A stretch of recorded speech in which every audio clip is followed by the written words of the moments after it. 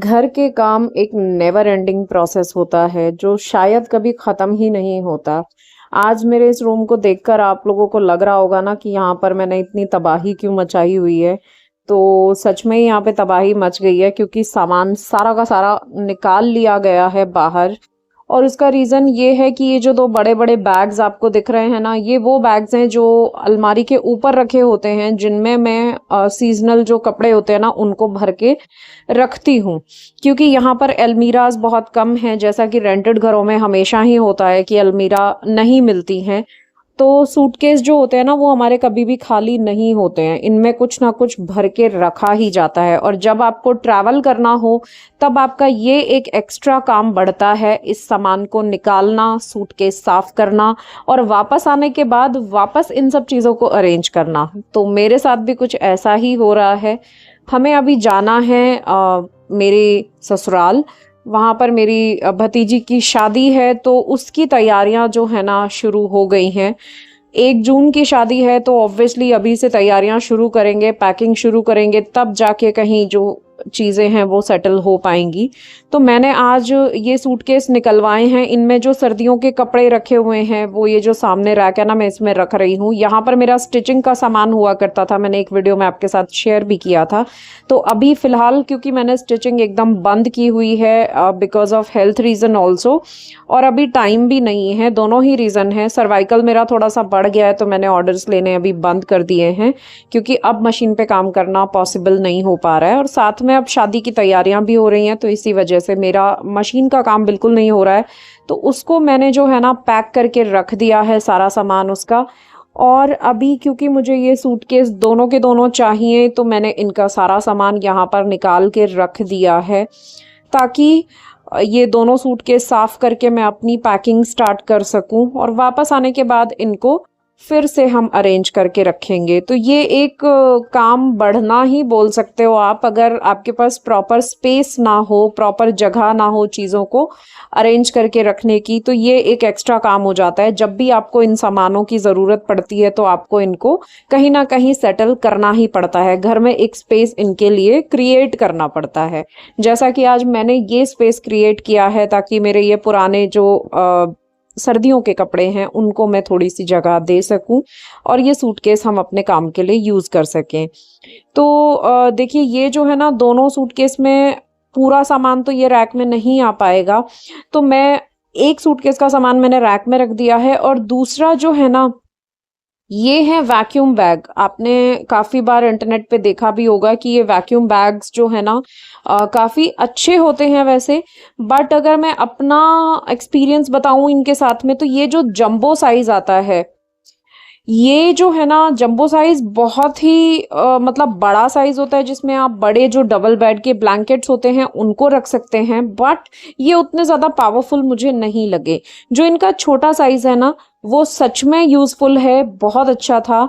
But ये शायद size बड़ा होने की वजह से ये उतना ज़्यादा वैक्यूम को जो है ना, मतलब सक्शन नहीं करके रख पाता। थोड़े टाइम के बाद इसमें से एयर लीक होना शुरू हो ही जाती है, जितना मर्जी आप अच्छे से रख लीजिए इसको।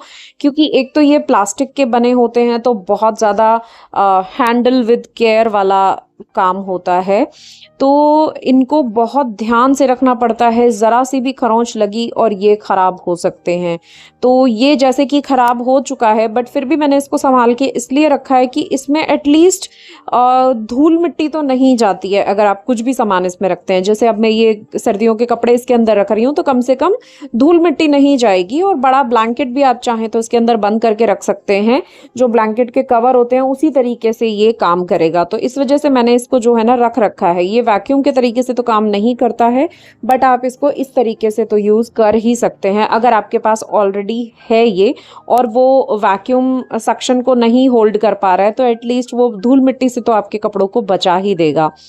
तो देखिए, मैंने कोशिश करी थी इनको गीले कपड़े से साफ करने की, बट ये बहुत ज़्यादा धूल मिट्टी हो रखी थी, तो मैंने इनको धुल दिया। वो मुझे ज़्यादा इजी लगा, फटाफट से पानी डाल के बाहर बाहर से धो दिया। क्योंकि देखिए, बाहर रखे रहते हैं ना, इतनी धूल मिट्टी होती है कि इनको प्रोटेक्ट करना पॉसिबल ही नहीं हो पाता है। और ये क्योंकि ऊपर भी रखे होते हैं, अलमीरा के ऊपर हैं, तो इनकी डस्टिंग तो पॉसिबल ही नहीं हो पाती है।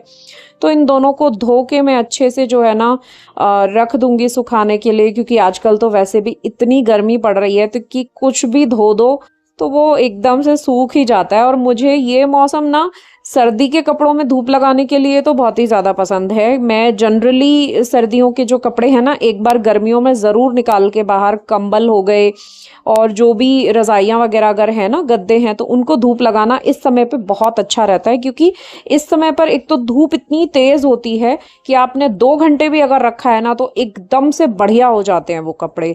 तो इस बार तो खैर मैंने जो है ना सर्दी के कपड़े ड्राई क्लीन करके भी नहीं रखवाए थे, क्योंकि तबीयत भी उतनी ज़्यादा उस समय ठीक नहीं थी, तो मैंने सब ऐसे ही फोल्ड करके रख दिए थे। तो अब मैं सोच रही हूँ, क्योंकि अब देखिए जाना है तो कपड़े तो निकल ही गए हैं, तो अब मैं सोच रही हूँ उनको अच्छे से जो वॉश करने के अगर कोई रह गए हैं तो उनको वॉश करना, और ड्राई क्लीनिंग के जो हैं वो मैं अब निकाल के दे दूंगी। तो ये इस बार मेरा काम बहुत ज़्यादा लेट हो गया है, सर्दियों वाला इतना लेट तो नहीं होता है, बट इस बार बहुत सारे रीजंस की वजह से जो है ना मैं ये प्रॉपर काम नहीं कर पाई थी। ब्लैंकेट्स तो हालांकि मैंने घर पे ही धुल के रख दिए थे, लेकिन जो ज़्यादातर ब्लेजर्स जो होते हैं ना अजय के, वो मैंने ड्राई क्लीन नहीं करवाए थे। तो अब वो वाला काम भी हो जाएगा। तो इनको देखिए धो के ना आराम से छत पे इनको सुखा के आ जाऊंगी। छत होने का यही एक फायदा होता है कि आपके पास एक बहुत अच्छी स्पेस होती है जहां पर पूरे दिन की धूप आती है और आप उसको यूटिलाइज कर सकते हो। तो इन दोनों को मैं छत पे सुखा के आ जाऊंगी, ताकि बहुत बढ़िया से ये जो है ना 2-3 घंटे में एकदम अच्छे से सूख जाएंगे, और इन दोनों में फिर मैं अपनी पैकिंग स्टार्ट करूंगी।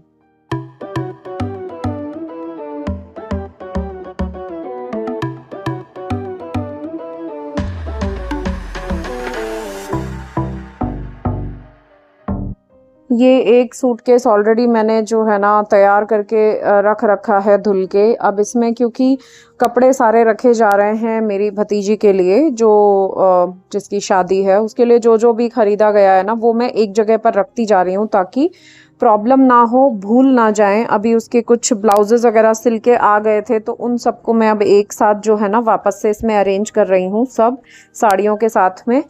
क्योंकि फिर क्या होता है ना, एकदम से मुझे थोड़ा सा पैकिंग में मैं थोड़ी वीक हूँ, मैं भूल जाती हूँ कि कौन सा सामान कहाँ रखा था। तो इसीलिए अब मैंने अलग अलग सूटकेस बना दूंगी तीनों के, मेरा अलग, अजय का अलग, और ये उसका अलग से एक बना के रख दिया है, ताकि सबका सामान मैं सूटकेस में डालती जाऊं और लास्ट मोमेंट पे ना ये प्रॉब्लम ना हो कि कौन सा सामान कहाँ पर रखा हुआ है। ये कई बार मेरे साथ होता है। और अब क्योंकि शादी में जाना है तो साड़ियों के साथ में इतनी सारी चीज़ें होती हैं, वो सारी चीज़ें अगर उनमें से एक भी रह जाए ना तो फिर बड़ी मुश्किल हो जाती है। तो इसी वजह से मैंने अब की बार यही काफ़ी दिन से सोच रही थी, और अभी है 10-12 दिन जाने के लिए, लेकिन उससे पहले ही मैंने सब स्टार्ट कर दिया है कि जो जो सामान मुझे लेकर जाना है वो एक साथ सूटकेस के अंदर डालती चलूं। पैकिंग भले ही लास्ट में हो जाएगी, लेकिन कम से कम सामान एक जगह पर इकट्ठा तो होगा।